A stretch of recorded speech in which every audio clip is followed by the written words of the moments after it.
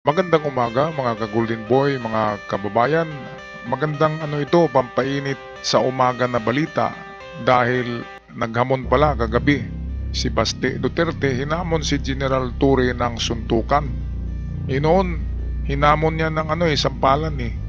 Sabi niya, sampalin daw niya ang isang general na maitim ang pagmumuka. Kaya sobrang pang-iinsulto na tong ginawa ni Baste sa isang general. Ngayon, Chief of PNP na eh. Hindi lang basta-basta general. Kaya malaking katungkulan. Paano niya sampalin yan, di ba? Ngayon, susuntukin niya na naman. Hinamon niya ng suntukan. At kumasa si General Torre. Hindi alam ni Baste na athletic tong si General Torre. Nakapag-push up pa ito ng 100 times push up. Kaya kung suntukan ay pwedeng bumitiw ng mabigat na 100 kasuntok si Torre.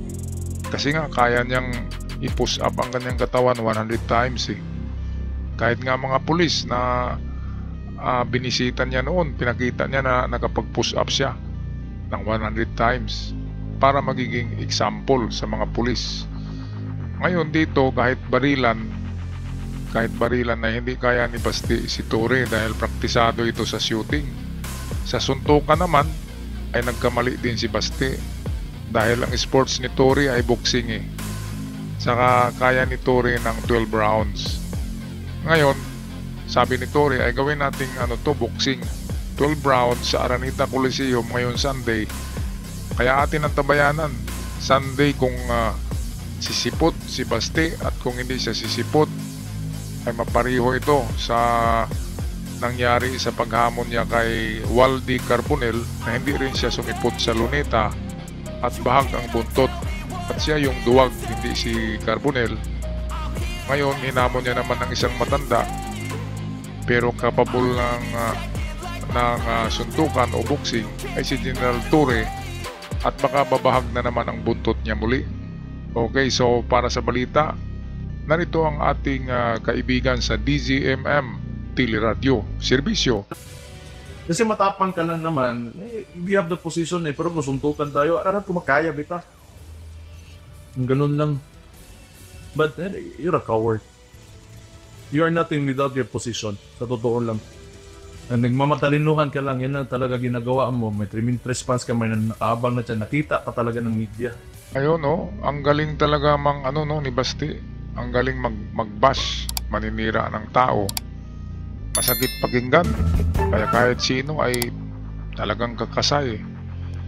Si Torre ay meron talagang kakayanan ng ganyang mga combat sports kasi pulis yan general yan eh. At saka disiplinado si Torre, hindi katulad ng ibang general na malaki ang tiyan dahil tuma ng tuma, bidyuki ng bidyuki. Itong sila Baste, ano bang ginagawa nito sa gabi-gabi, diba? Nasa club ito eh. Kaya tingnan natin baka matulad dito sa Barrios versus Pacman. Diba na si Barrios ay halos mabugbog ni Pacman.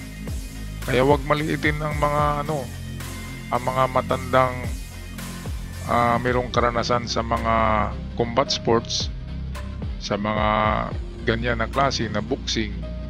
Kahit matanda, katulad kay Tyson ay mayroong pa ring knockout punch.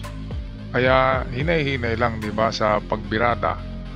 Huwag idaan sa suntukan, baka babalik sa pagmumuka ni Baste. Baka yung kanyang baba, diba? Yung kanyang bunganga at saka baba, baka matamaan eh. At baka lalong diba? Lalong hahaba ang baba. Kaya narito ang ating mga kaibigan sa DZMM Teleradio Serbisyo atin na panuurin. Nicolas Torre III kumasa umano sa hamong suntukan ni Davao City Acting Mayor Baste Duterte. Balitang kumpirmado sigurado mula Campo Crame, hatid ni Radyo Patrol Marlene Padiernos. Marlene. Lee, nothing personal. Yan ang tuwirang sinabi ni PNP Chief Police General Nicolas Torre III kasunod ng anunsyong tinatanggap niya ang hamon ni Davao City Acting Mayor Baste Duterte. Pero ayon kay Torre, nakasa siya sa hamong suntukan laban sa nakabatang Duterte sa pamagitan ng isang charity boxing match na layong makakalap ng pondo para sa mga sinalanta ng bagyong Krising at Habagat. Bandang alas 9 ng umaga sa darating na linggo, iminungkahin ni Torre na isagawa ang laban sa Araneta Coliseum sa loob ng 12 rounds. This coming Sunday sa Araneta, 12 rounds, pwede. Well, I was informed at nakita ko rin sa social media na naghamon siya ng suntukan. And well, sa atin naman, whether he's serious or not, sa atin, let's just put this on a better use. Kung yan ang gusto niya, madaling pagbigyan yan, boxing na lang para madaling i-set up at gawin natin this coming Sunday. Ayan, yun yung maganda dahil boxing eh. Hindi ka mabugbog masyado, di ba? Hindi ka magkaroon ng mga pasa-pasa.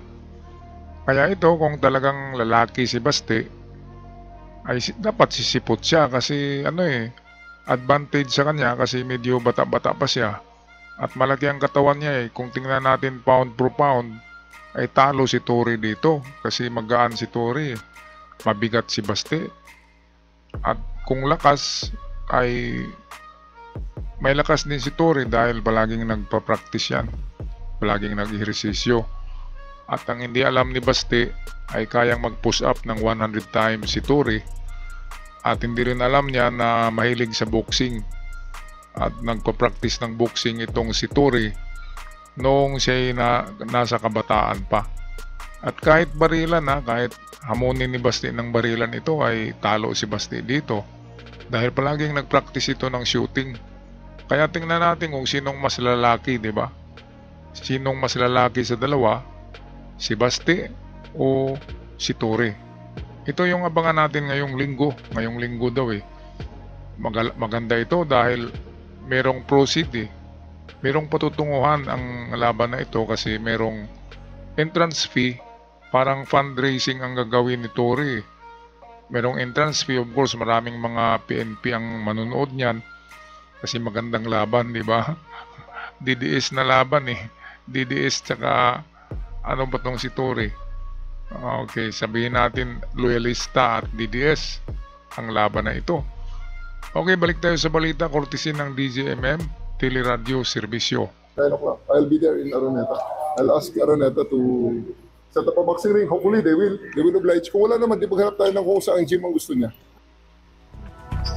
Samantala, bukas naman isisimulan na ni PNP Chief Torre na mag-alok o mag-workout sa PNP Gym bilang paghahanda sakaling matuloy ang naturang boxing. Nako, Basti, mag-practice ka na rin, Basti. Kasi si Tory mag-practice na bukas eh. Kaya, practice ka na, Basti, ng boxing. Baka matalo ka pa ng isang matanda, baka pagtawanan ka eh. Kasi noong hinamon mo si Waldy Carbonell ng barilan ay hindi ka sumipot sa luneta, bahag buntot ka at maraming nakakaalam noon. Kaya ngayon sa pangalawang pagkakataon, matanda pa rin ang kalaban mo tapos hindi ka sisipot sa Sunday, ngayong Sunday. Kapag hindi ka sumipot, ikaw ay talagang duwag. At kapag natamaan yung bunganga mo na masyadong mabunganga, ay baka lalong hahaba ang iyong baba. Diba magkapatid nga kayo ni yung babalina na senador. Alright, so kung magpaalam ng mga kababayan, anong masasabi nyo sa video na ito? Paki-comment sa ating comment section down below. Sino bang mananalo dito? Tory o Basti? Paki-comment na lang. At sa mga bago pa lamang sa channel, huwag kalimutan mag-subscribe. Malaking tulong para sa akin. Maraming salamat sa lahat.